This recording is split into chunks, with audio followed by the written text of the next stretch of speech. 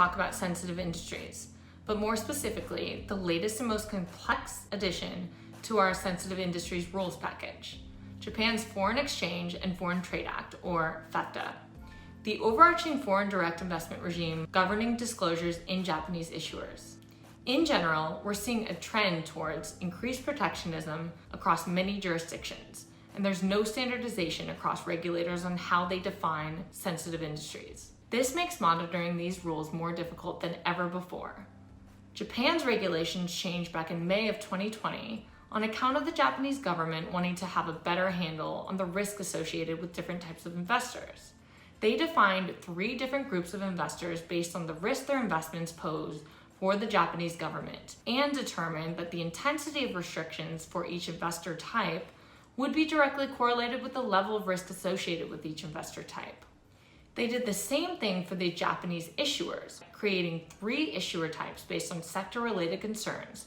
And in this case, the intensity of restrictions for each issuer type is directly correlated with the level of risk associated with investing in these issuers.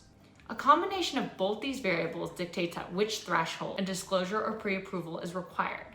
So let's start by digging into each investor type and going through their respective obligations. Beginning with low impact investors, you have foreign financial institutions. These are the least concerning investor to the Japanese government. Therefore, they have the least aggressive requirements. No pre-approval is ever needed for this type of investor.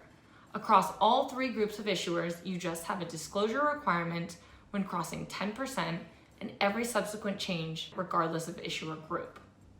State-owned enterprises are considered to be high-impact investors and therefore have the strictest requirements. FEFTA wants full disclosure and full pre-approval on everything with this group of investors. Pre-approval is required for trading above 1% and for any additional trades thereafter. If you're a state-owned pension plan, you need to seek pre-approval as low as 1%, and this is across all Japanese issuers. A disclosure is not enough there. One thing that's important to note here is that within this group, you also have investors that have previously been sanctioned. So for example, if you're initially considered to be a foreign financial institution and you take advantage and don't disclose when required, you will be moved into the state-owned category and have harsher restrictions.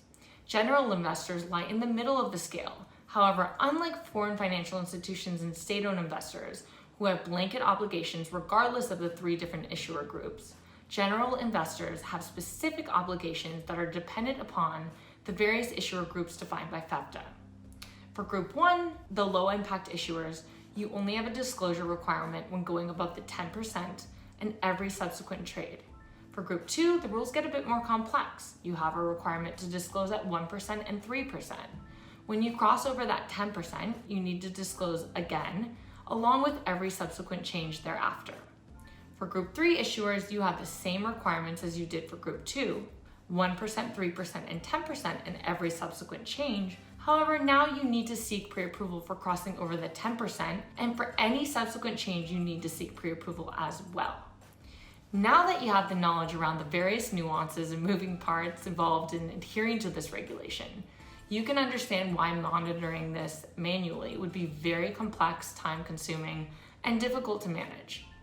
We know exactly which thresholds need to be monitored against, and when we can do that automatically, there's no ambiguity.